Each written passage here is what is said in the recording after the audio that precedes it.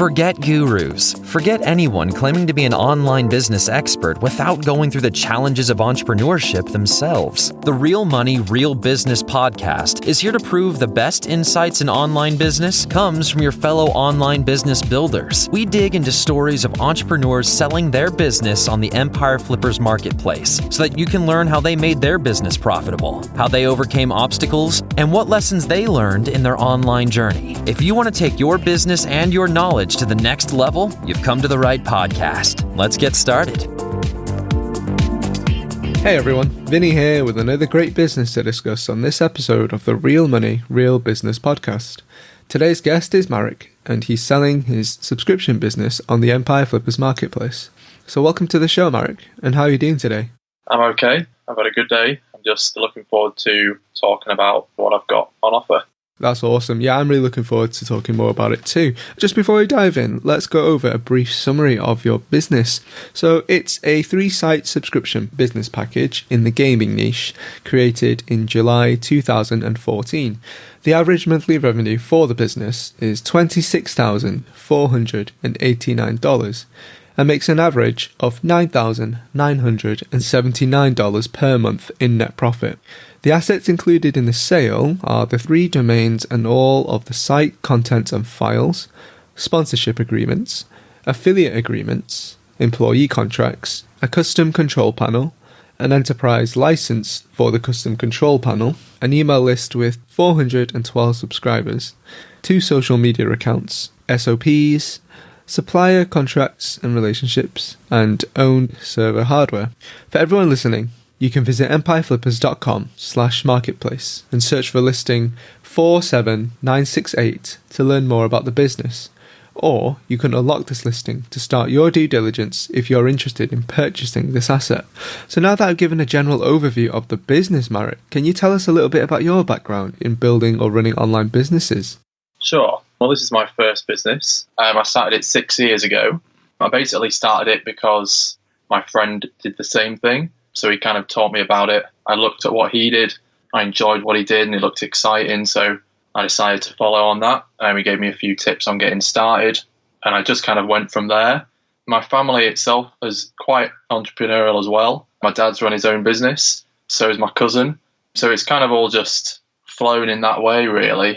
Why I took the path I took and why I started the business and why I went down this alley in life, really. Kind of similar for the reason why I get started really was because my friend did it. It was just an easier way to get started with something because it was my first business. It's hard to make that first step. I'm sure a lot of people listening will think the same thing. So I just, I took what was around me and I ran with that. I've also got an interest in games and technology, which helped as well.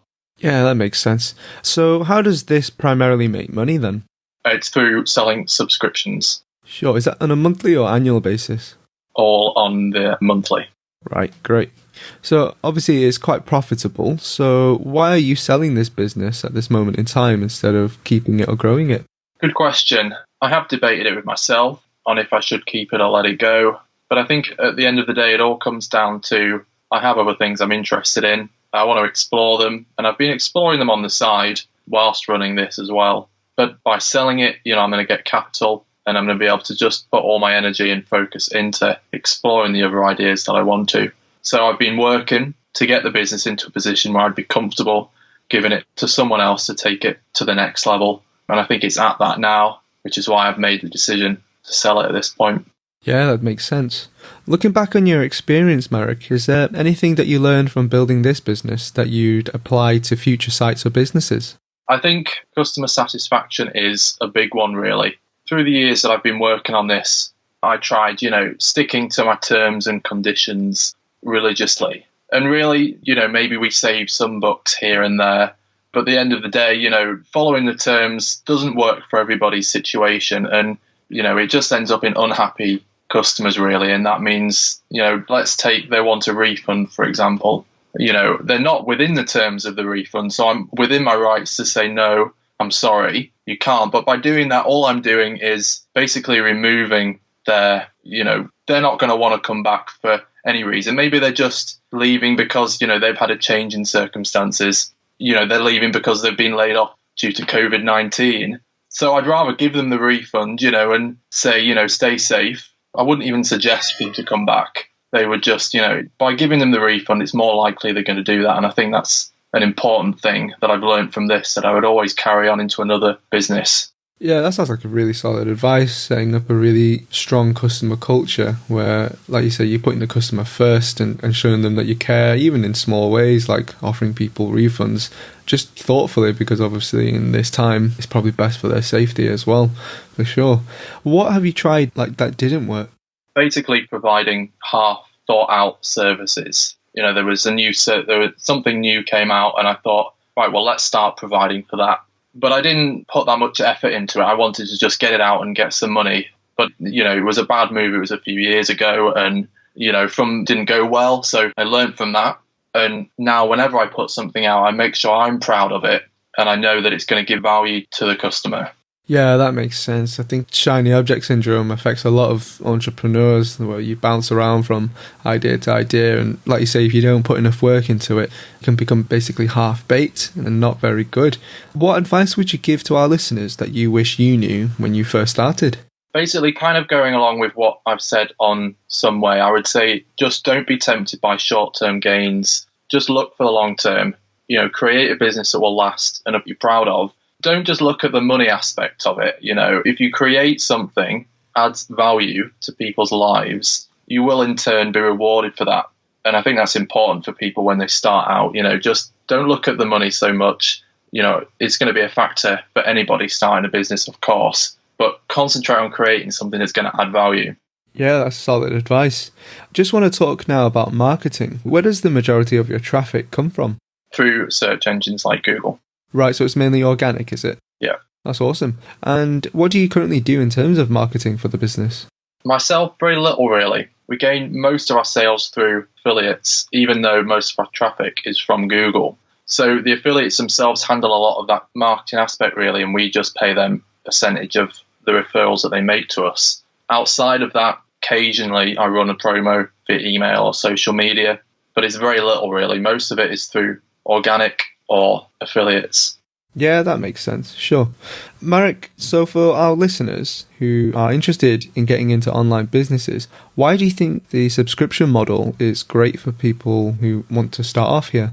I think you've got a few different models to look at, and obviously they all have their merits, they all have their disadvantages. But I think we're in a change now where a lot of things are moving towards subscription. We've got Disney who have just released Disney Plus. We've got loads of different subscription box services selling anything from T-shirts to food through subscription. We've even got Tesla, who are rumoured to start out a driverless car subscription service. And I think a lot of companies are moving towards these basically because it adds value to the consumer. They get something for a low cost. They can come in and out how they like. There's no upfront big payment. A lot of businesses have done in the past. It puts off a lot of people. And it gives the business, regular, recurring monthly revenue and, that's predictable. And that's a value in itself to the business. Yeah, totally. That makes sense. If you were to keep this business, what are some ways that you would try to grow it? Basically provide different services, but provide them in a way that I'm proud of them. I'd focus on a few different services that I have in mind, put my time into making something that I believe would either match or be better than other competitors, and then market that and go with that. I mean, it's a business that has a lot of different services that can kind of plug into it. We have the infrastructure there already, and now we just need to create other things to go on that infrastructure. Yeah, that makes sense. Can you describe the amount and type of work that you do on this site for maintenance? For maintenance, I mean, I work a lot of the time I spend on growth, really. For maintenance, there's very little. A lot of it is automated.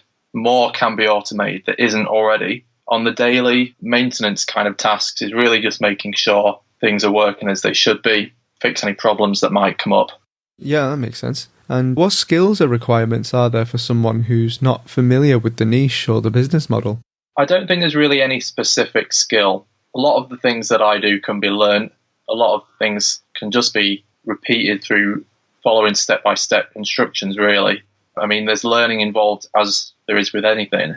As long as you're willing to learn and you're open to that, then I don't think there's anything that should stop you going into it just because you haven't had experience in it in the past, Sure. What do you think are the biggest risks with this site that a buyer should be aware of? I mean, it's a risk with any business, really. But I've worked very hard to create a good reputation for the business. And, if the risk is that the new buyer should continue that, and I'll provide guidance to be able to do that. Okay, great.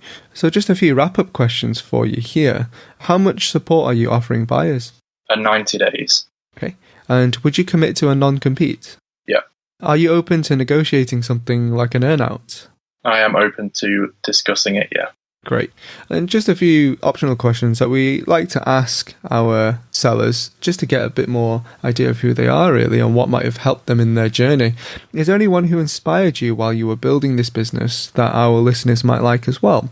So this might be like communities or YouTubers or just people who are really good resources for subscription businesses. To name a person, I don't think so. I take a lot of things that I do from a website called Quora. It's basically a question and answer website, but you can read firsthand from other people who have had experience in things, and I think that gives more inspiration and more knowledge to me than one person could. Yeah, that makes sense. Was there any software or tools that really helped you at the start of running this business? Only the tools that we continue to use today, really. And last question for you. Putting yourself in the shoes of a buyer, why do you think this is a business worth buying? Well, it's 6 years old now. It's an established business with dedicated staff.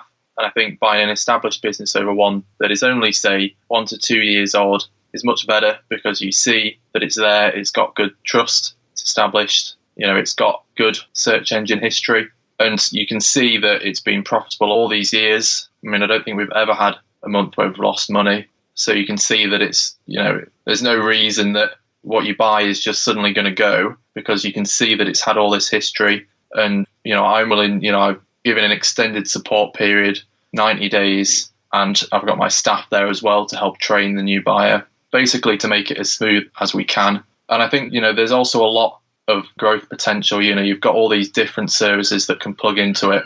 And it's just an interesting, I think it's a good option for you. An established business with growth, and me and my staff who are dedicated to trying to make it a smooth transfer. Sure, that was great. Is there anything else that you'd like to share that you think I might have missed? Not that I can think of, no. I don't think so. Sure. Well, thank you so much, Marek, for joining me on the interview today, and we hope to see your business getting sold shortly. No problem. Happy to be here. All right, everyone. Thanks for listening. To learn more and see if this listing has already been sold, head over to empireflippers.com/marketplace and search for listing number 47968. If you're watching this on YouTube, click the link in the description to go straight to the listing. Once you've unlocked this listing, you'll be given everything you need to know about this business. So until next time, enjoy your digital journey.